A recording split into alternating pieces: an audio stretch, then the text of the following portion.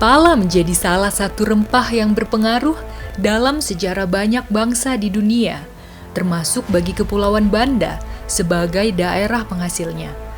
Di masa lampau, selama ratusan tahun, Banda menjadi satu-satunya tempat penghasil pala.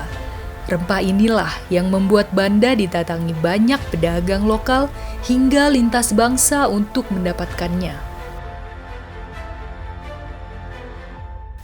Hal ini sekaligus membuat Banda menjadi tempat bertemunya banyak manusia dari berbagai agama, bahasa, dan budaya yang saling bertukar dan melebur.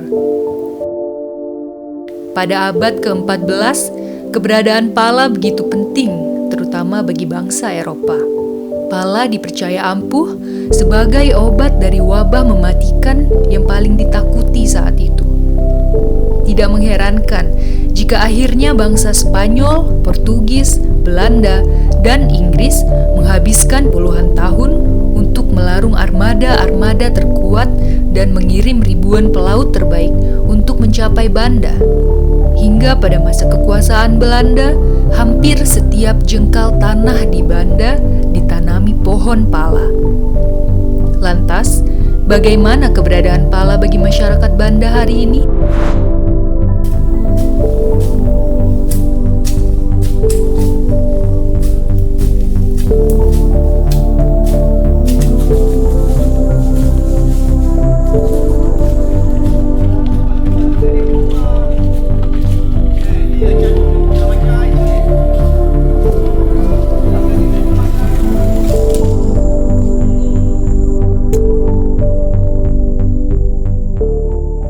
Kalau di Banda sini, karena mereka punya perkebunan pala, jadi mereka ambil tenaga tampung untuk kelola buah pala ini. Jadi mereka buat brak menampung pekerja itu. Kalau belum ada hasil, pembersihan lahan dulu. Setelah kalau sudah ada hasil, baru panen pala. Terlampau banyak hujan, itu bisa juga terjadi keguguran. Kalau begitu juga kalau musim panas. Musim panas, buahnya jadi keriput, pohonnya juga mati.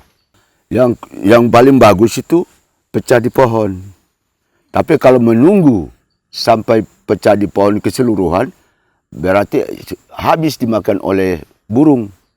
Namanya burung pombo atau walor. Fungsi pohon kenari itu sebagai pohon pelindung untuk pohon pala ini. Zaman penjajah Belanda tanam pohon kenari pelindung. Jangan sampai musim panas pohon pala mati.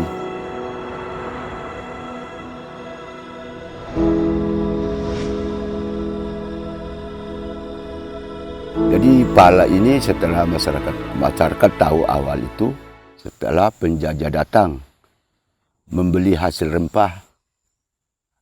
Dengan cara demikian harus diambil pungut hasilnya, kemudian perlu ada pengesapan untuk jadi kering bijinya itu, baru diproses penjualan. Jadi setelah kalau umpamanya mau jual, ini dipecah. Pecah tempurungnya, ambil isinya di dalam, baru dijual.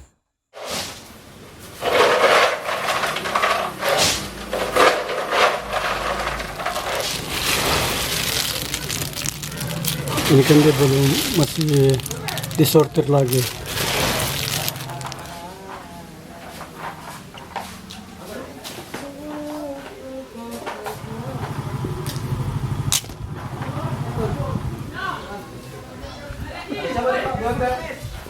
Ya, karena warna masih merah.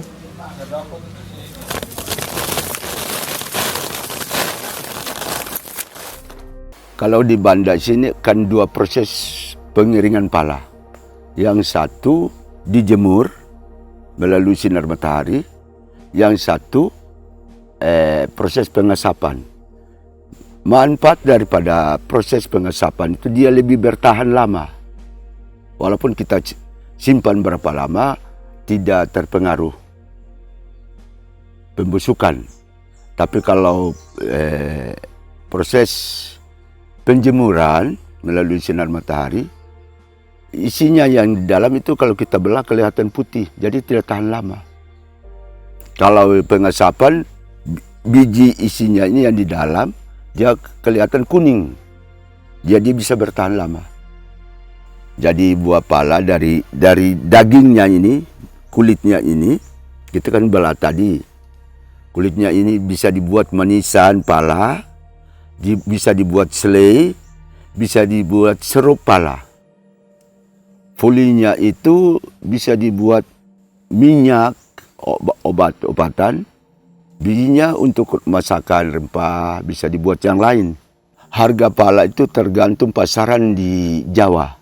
Pasaran mahal, di sini pun mereka kasih naik harga. Sekarang ini yang kualitas seperti ini yang bermutu 70.000 per kilo. Kalau fulinya bunga ini 120.000.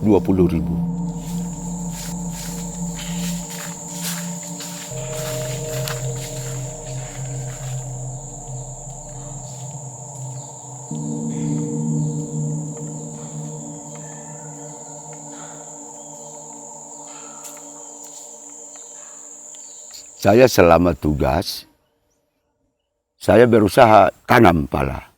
Tapi saya nasib sial, 3 kali musim panas itu terbakar.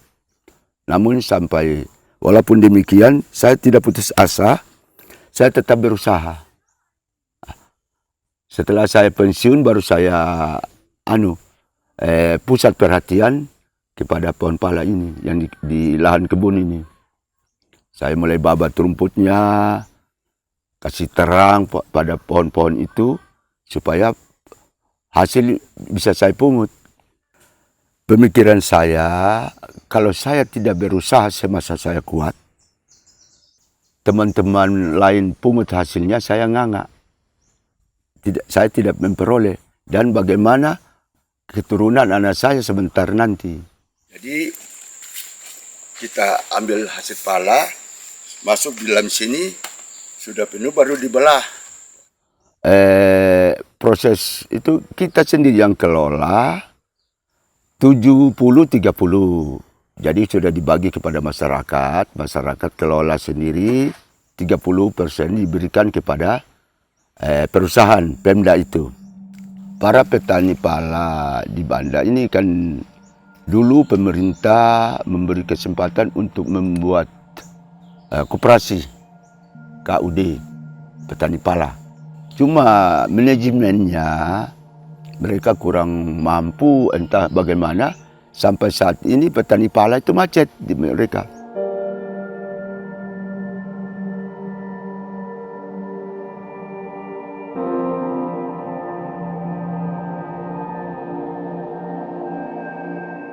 Kalau ketergantungan hidup pada hasil pala yang ada, saya rasa mereka setengah mati.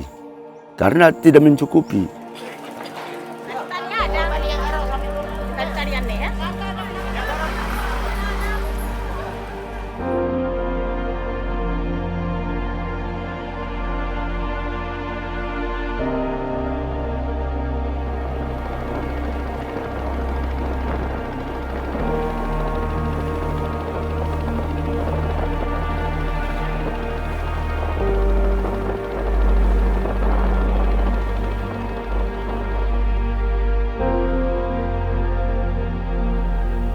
Dari Banda sebagai hulu, buah pala tersebar dan tersaji dalam berbagai bentuk maupun menjadi campuran dalam makanan di berbagai benua.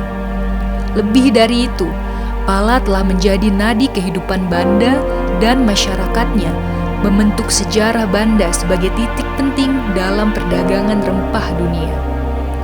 Tidak hanya sebagai penghasil, tetapi juga menjadi tujuan banyak pedagang kawasan sekitar dan bangsa lain yang membentuk sebuah rute dan meninggalkan jejak kebudayaan dan terhubung dalam sebuah perniagaan yang kini kita kenal sebagai jalur rempah.